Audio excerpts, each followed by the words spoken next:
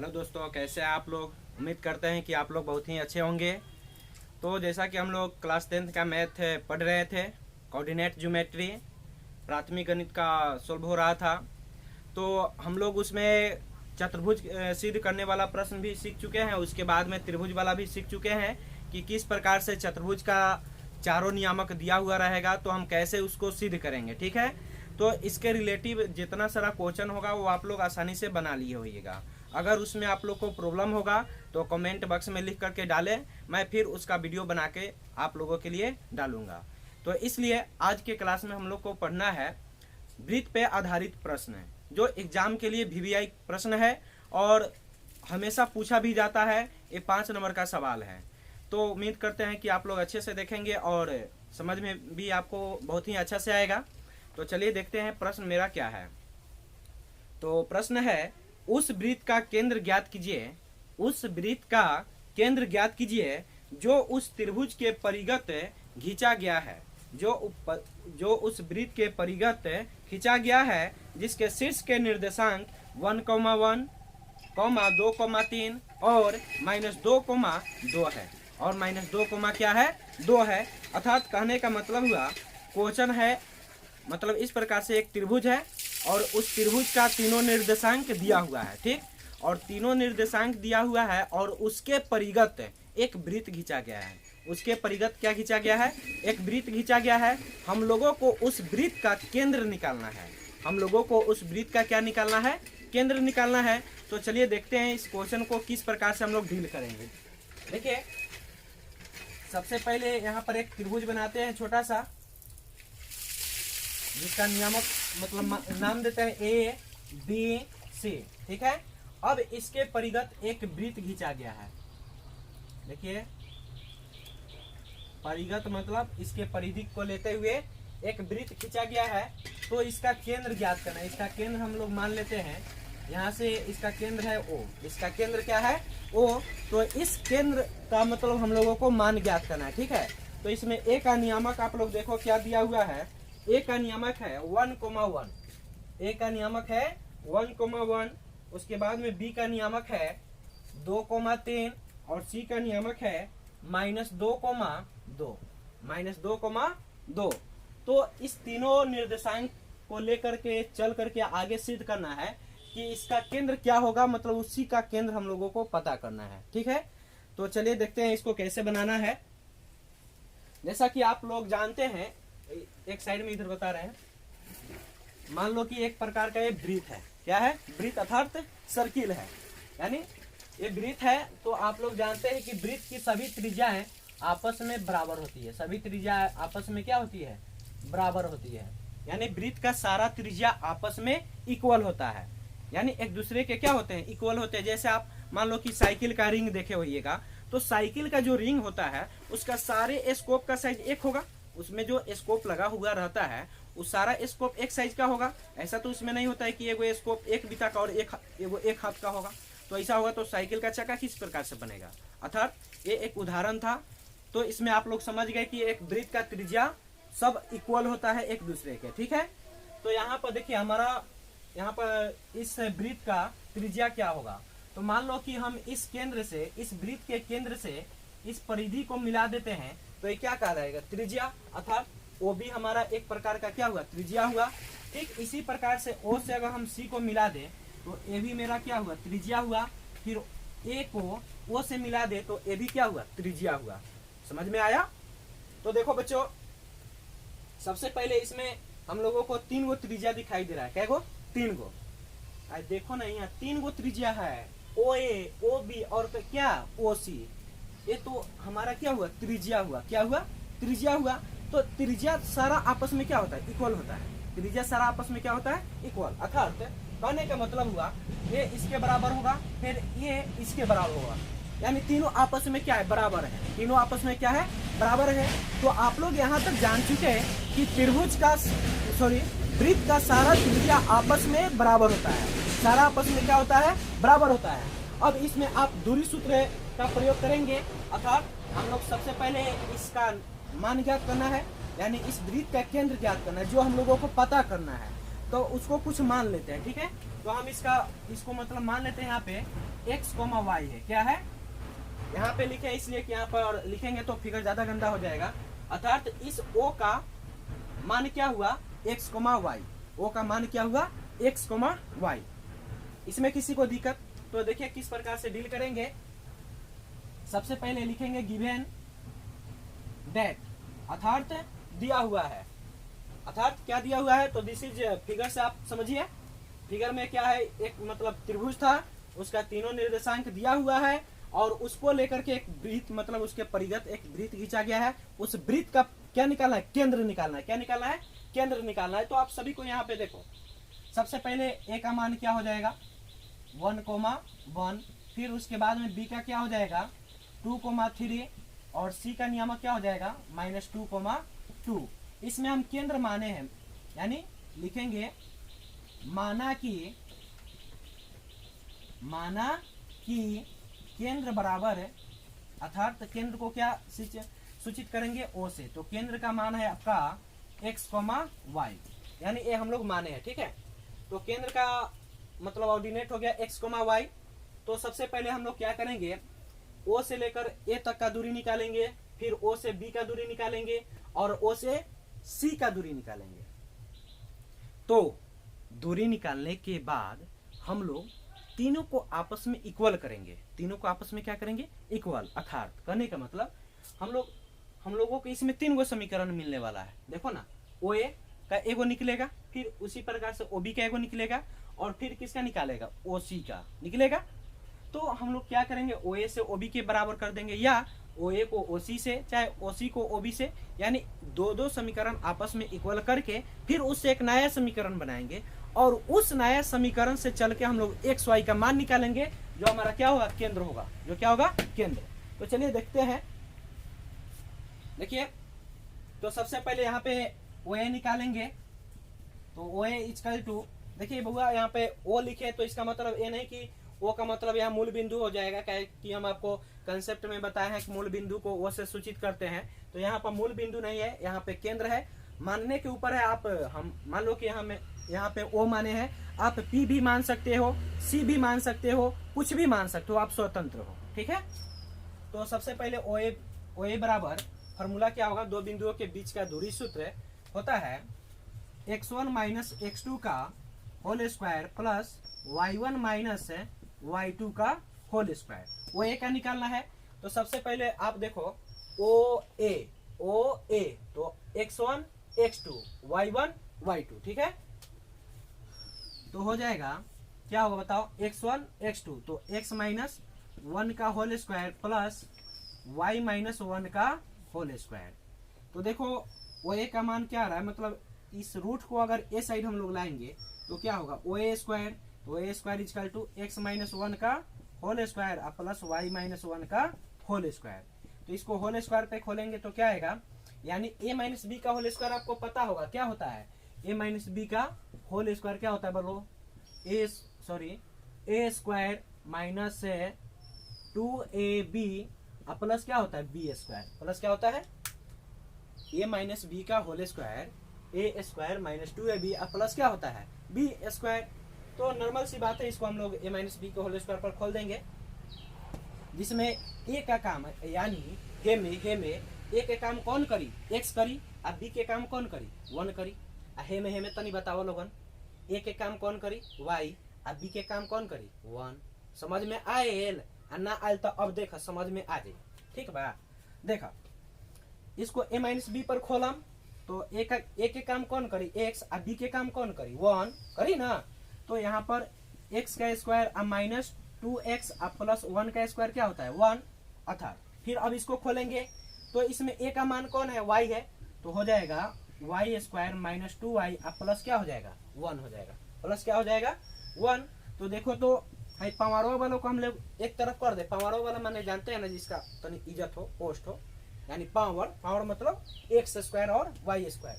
तो दोनों को एक जगह लिखते हैं, अर्थात एक्स स्क्वायर प्लस क्या वाई स्क्वायर, और यहाँ पर क्या है -2x और यहाँ पर क्या है -2y और 1 ऐड करेंगे तो क्या आएगा 2 आएगा, क्या आएगा 2। तो इतना आप लोगों को समझ में आया, किसी को दिक्कत अर्थात ये आपका किसका मान हुआ, ओ ए स्क्वायर का। किसका हुआ, ओ ए स्क्वायर का। तो यानी आपको अभी तक पता चला कि इसका एक त्रिज्या का मान कितना है, ये। ठीक है, अब ठीक इसी प्रकार से हम लोग ओ बी निकालेंगे। क्या निकालेंगे, ओ बी। तो बहु देखो अभी हम तोहनी के समझाइनी है कि ओ ए के जैसे है निकालल जाए ना, वैसे ही ओ से लेके बी तक की दूरी निकालल जाए। ठीक बा। तो देखो यहाँ पर ओ के नियामक सबसे पहले लिख लेते हैं, एक्स कोमा क्या होई वाई, और बी के नियामक क्या होगा 2,3। भाई हम लोग बिहारी हैं, और बिहारी में आप लोग जानते हैं कि सब भाषा हम लोग मिला जुला के बोलते हैं, और हमारा ये मानना है कि हमारे बच्चों को जिस भाषा में समझ में आए हम उसको उसी भाषा में समझाएं। तो ये जरूरी नहीं है कि मतलब हम मतलब पूरा हिंदी ही बोले या मतलब इंग्लिश में ही बोले। आपको जिस भाषा में समझ में आएगा हम उसी भाषा में ना समझाएंगे। जैसे कि हमारा एक टारगेट था कि मतलब लॉकडाउन में बच्चे लोग का पढ़ाई नहीं हो रहा है, तो घर पे हैं, बैठे हैं, तो किस प्रकार से पढ़ाई करेंगे। हमारे कुछ बच्चे का मतलब कमेंट भी आ रहा था कि सर हम लोग बैठ कर घर पे मतलब बोरिंग फील कर रहे हैं, कुछ पढ़ाइए। तो सोचे कि चलो यूट्यूब पे वीडियो मतलब डालते हैं बना करके, बच्चे लोग घर पे पढ़ाई करते रहेंगे। तो पहला बार जब वीडियो डाले तो सब्सक्राइब ज़्यादा नहीं बढ़ रहा था, लेकिन इधर 5-10 दिन से हमारा यूट्यूब चैनल का इतना सब्सक्राइबर का पॉइंट्स अच्छा जा रहा है जितना हम सोचे भी नहीं थे। इसलिए आप लोगों से हम उम्मीद किए हैं कि अगर मेरा एक क्लास आप लोगों को अच्छा लगता होगा, समझ में आता होगा, तो मेरे प्लीज़ चैनल को सब्सक्राइब करें। आप लोग तो बहुत सारे यूट्यूबर को फेमस किए हुए हैं, ठीक इसी प्रकार से थोड़ा थोड़ा अगर आप लोग मेरा भी सपोर्ट कर दोगे तो हम भी थोड़ा फेमस हो सकते हैं। बस यही आप लोग से प्रार्थना है। इतना मेहनत करते हैं आप लोगों के लिए, प्रत्येक क्वेश्चन को डील करके आप लोगों के लिए देते हैं।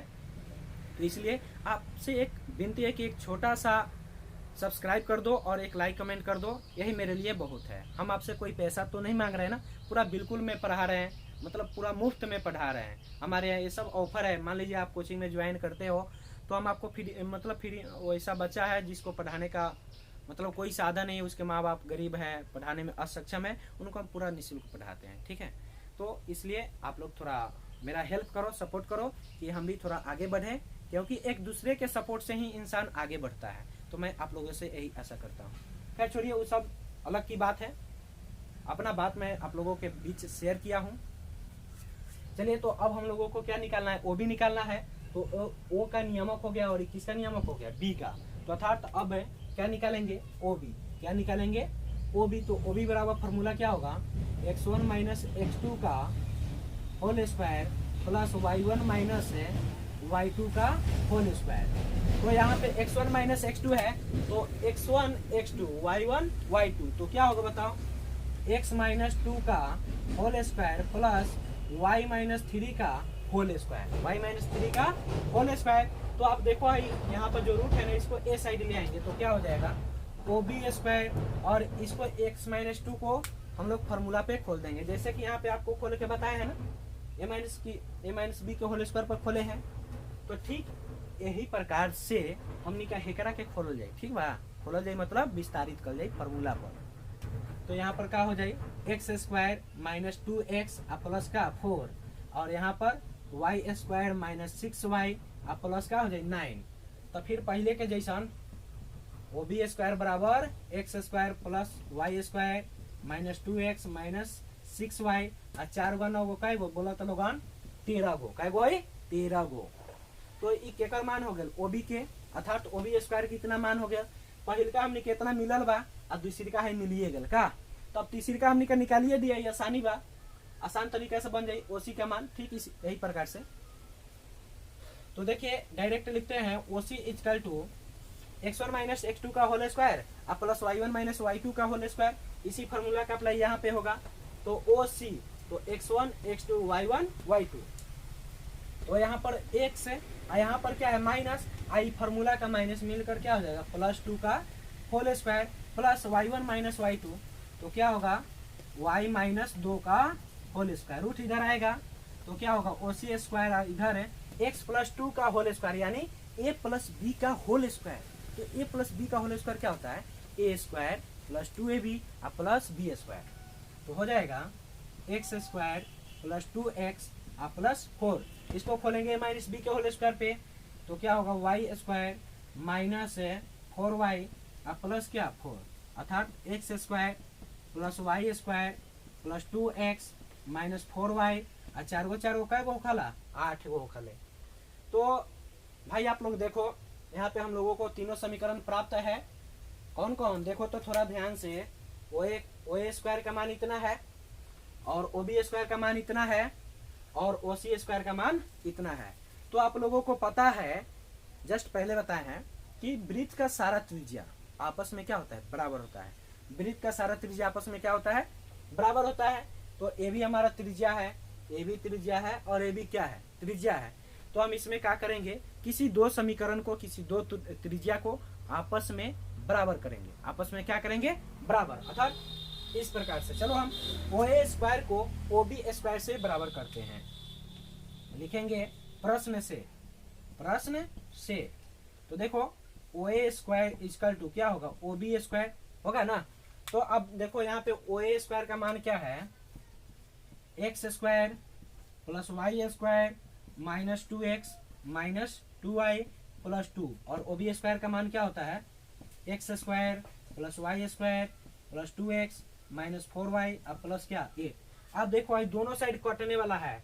आप लोगों को हम बताए थे, याद कीजिए वही दिनवा, वो दिनवा याद कीजिए तनी पहलका वाला, कौन समीकरण जब पढ़ावत रही बतले रही कि दोनों साइड यानी समीकरण के दोनों साइड कटे वाला रहे तो काट सकतनी नो।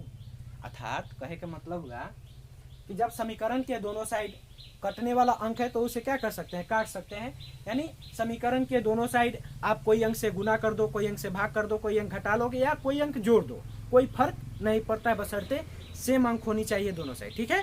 तो देखिए यहाँ पर सेम अंक है, कट जाएगा, एक्स स्क्वायर से एक्स स्क्वायर, वाई स्क्वायर से वाई स्क्वायर, और हमारे हिसाब से अब इसमें कटने वाला नहीं है।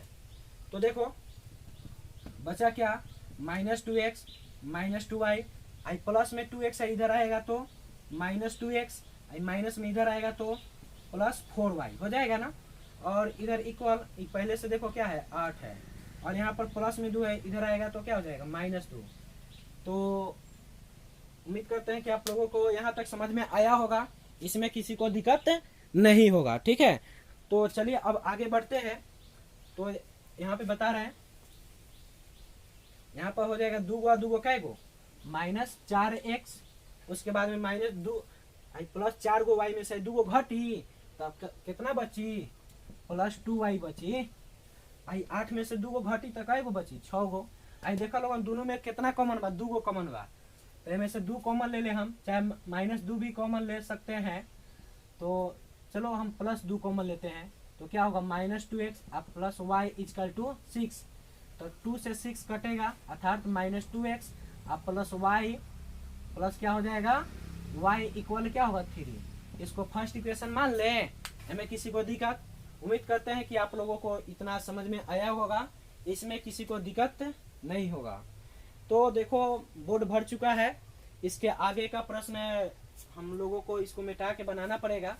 तो हम एक काम करते हैं, यहाँ का मिटा देते हैं, ठीक है, फिर यहाँ पे बनाएंगे, क्योंकि लंबा टर्म है और उधर अटेगा नहीं, अटेगा तो आपको दिखाई नहीं देगा।